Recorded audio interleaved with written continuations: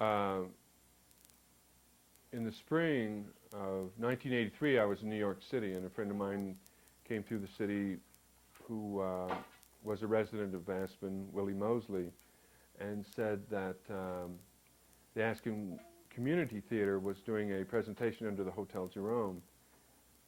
I had, by that time, been out of Aspen about 2 years studying acting in New York and performing in off-Broadway stuff there. And I had looked at this space under the Jerome previously to going to New York and thought it would make a nice theater, and then Willie comes by and says that they're actually using it as a theater. And at this time in New York, I lost out on the part I wanted, so I said, well, I'll just go to Aspen and take the summer off and see what's happening theatrically there. Well, I got here, and they were doing Under Milkwood, which is a very good production, fit well into that space. And then the Aspen Community Theater, it was just kind of a one-shot basis. So I said, well, wait a minute, we should hold on to this space, because since I came to this town in 1975, one of the major problems of establishing a ongoing theater company here was that there was no space to perform. We would have to go to Pepke or the Given Institute to do a production, and the first use of those facilities was always for someone else's use. So we secured the space under the Hotel Jerome. That was in, I believe, July of 1983. We presented 3 one-act plays down there, 27 Wagon Loads of Cotton by Tennessee Williams, Peter Schaefer's The Public Eye, and one other in which escapes me. Oh, Harold Pinter's Betrayal.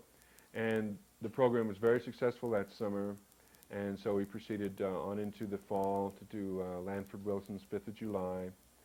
And on it went right up until the present time, where about 3 or 4 months ago they renovated the Hotel Jerome, so we had to move to our present space in the Aspen Mine Company restaurant on the Hyman Street Mall.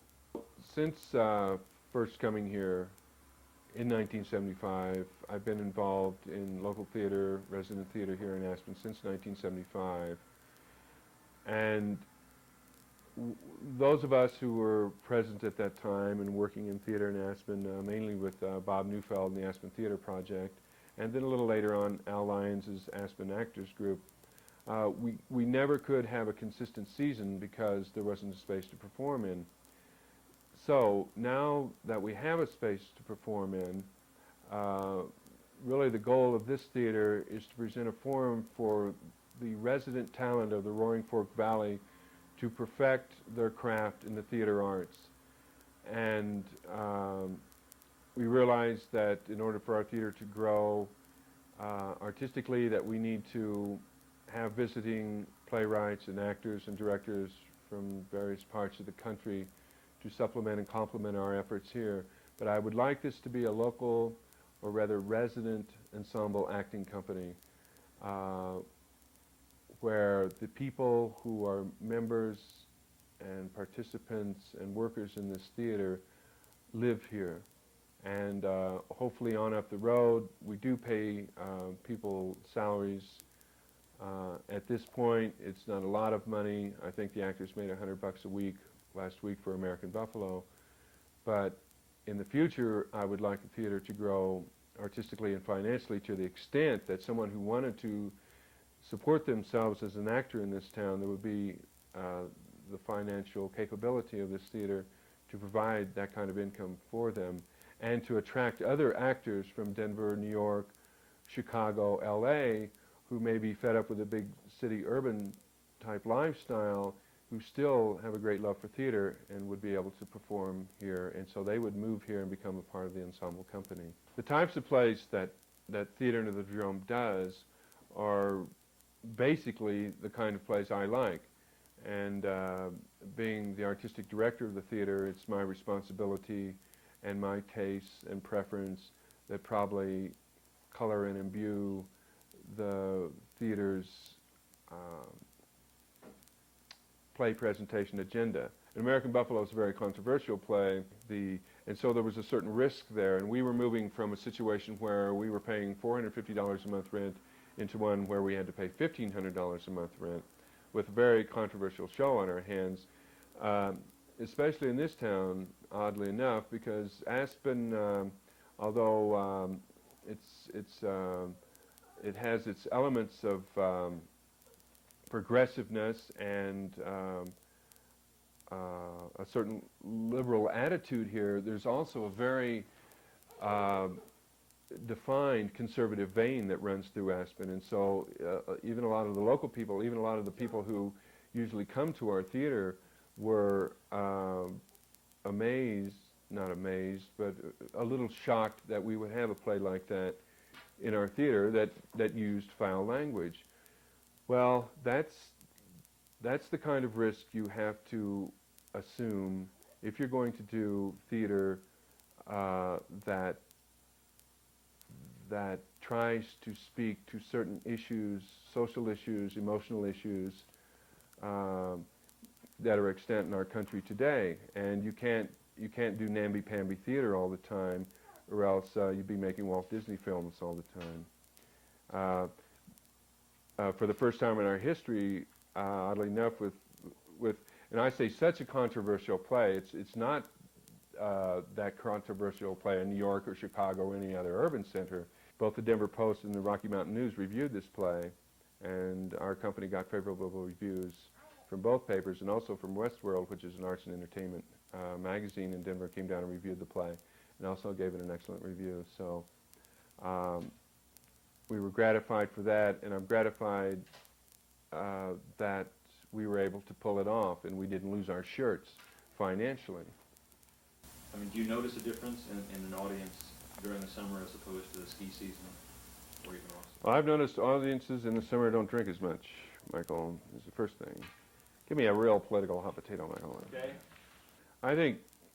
I think there's probably major positive and negative aspects of trying to form a resident cultural organization or performing organization in Aspen, because the very things that make it attractive are the very things that distract you from your work. I mean, the beauty and the serenity and the kind of underlying laid-back lifestyle here is, in a way, although it's a positive energy and input into what you're doing, it can also distract you from what you're doing.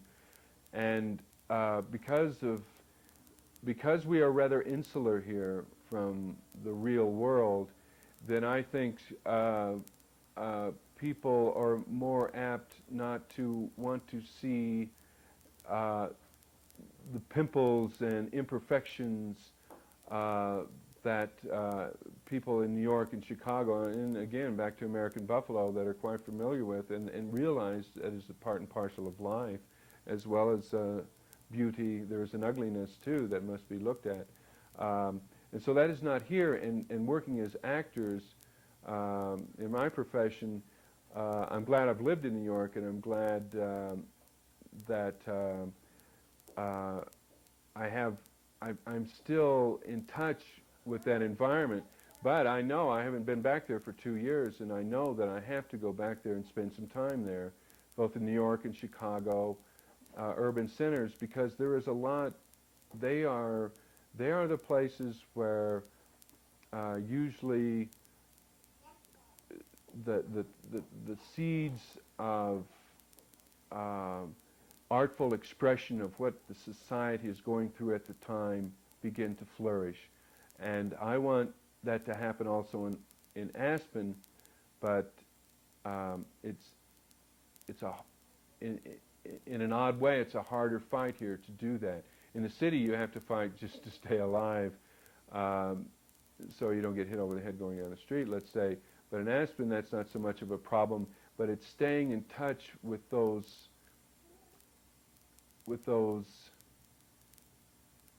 kind of exquisite, it sounds odd to say, almost life-threatening situations on one level or another that keep you in tune, that keep you sharp and sensitive to other human beings on the planet. Here you can lose. I heard one girl in the Aspen Times in an interview say, what about this thing going on with a hijacking? She says, what do I care? I'm in Aspen. It's that kind of thing that's dangerous, that I have to remind myself not to forget about that we're not just in Aspen, we're still part of the globe, and to bring as much of that globe as possible through theater into Aspen, so we don't forget.